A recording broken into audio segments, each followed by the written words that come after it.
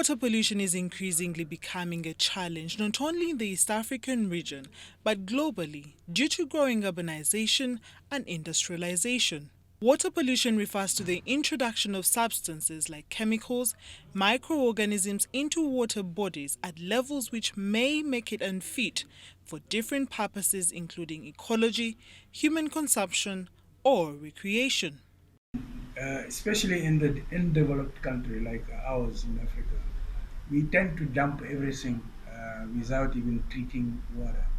The wastewater that is coming from the house and generally is not treated enough and is dumped into the nature. It will come down to the groundwater and pollute the groundwater.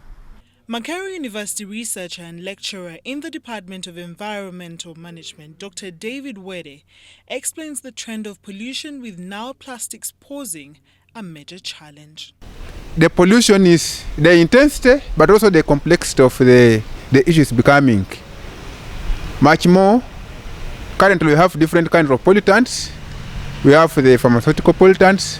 We have the plastic pollutants. It's not uncommon, for example, after a storm event in Kampala, you'll find that most of the drainage channels are filled with plastic bottles and also plastic material floating on water and all destined into surface water sources like the lake. Or maybe just like if after a rainfall event you go to the shores of the lake, you will find that along the shores they are filled with plastics. Most of the plastics will stay there in the lake and disintegrate slowly and remain there within the lake ecosystem. And because of the nature of the plastic, it takes many decades for it to disintegrate. Freshwater fisheries are very important as a source of dietary protein and also a means of livelihood to the East African population either directly or indirectly. The pollution has a negative impact on aquatic life since it can lead to death and low reproduction.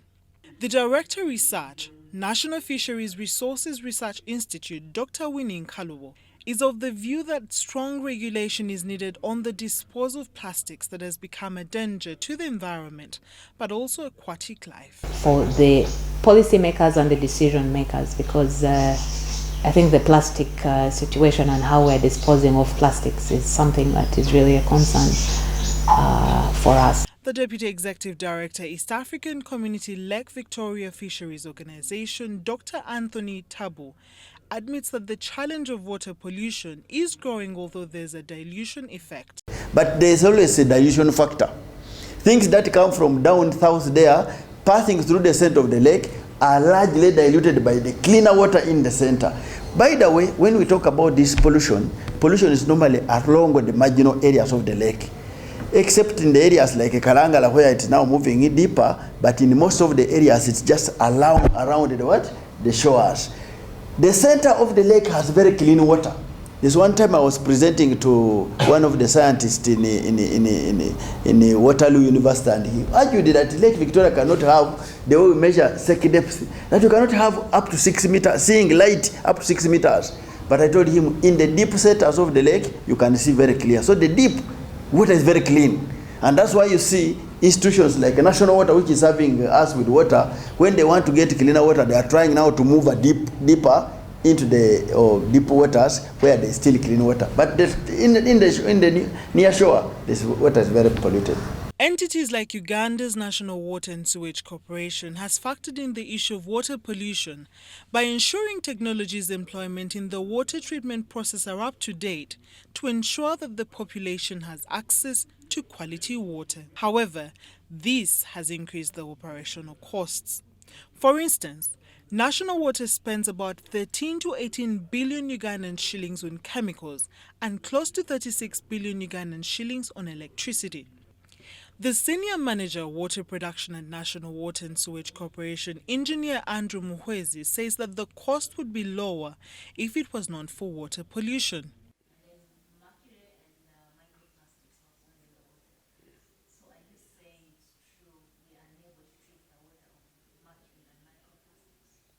No. Those are two different pollutants. Microplastics are able to be removed by our filters. We have sand filters as part of our treatment process. and the microplastics are easily removed because they're a physical pollutant. Now, mercury, as I've indicated, the technology to treat mercury exists. The capability of the treatment process is upgraded depending on the pollutant levels detected.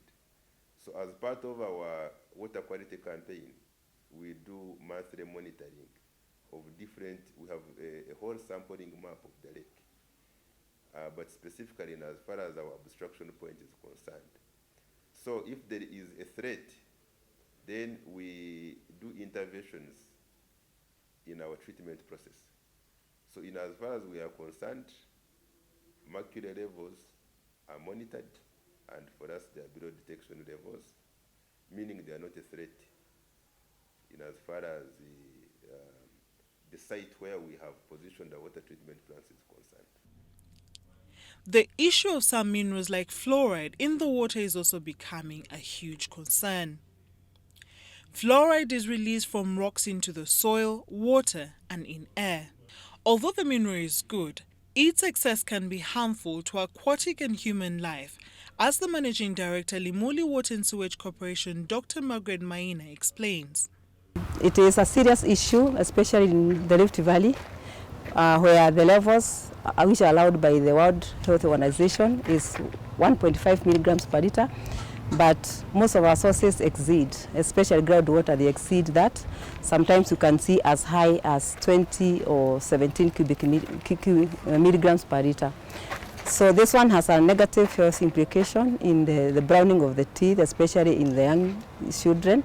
It has also skeletal muscles problem, leading to bedding of the structure, the body structure, and it is more prevalent in the Rift Valley areas. So it is it's a public health issue that needs to be discussed on the way forward, because removing fluoride is very difficult in water, and we don't have new technologies to remove that, and it is also very expensive to do that. Africa 21, an organization that mobilizes Africans and other stakeholders for active participation in the issue of climate change, water quality, and quantity, has played a key role in highlighting how safe water can contribute to the transformation of the African continent. Other organizations like the Intergovernmental Panel on Climate Change IPCC, InfoNile, JRS Biodiversity Foundation, and Water Diplomat that advocate for harmonious management of shared water resources have played key roles in ensuring that people are educated and aware about water pollution and its impacts on both human and aquatic life.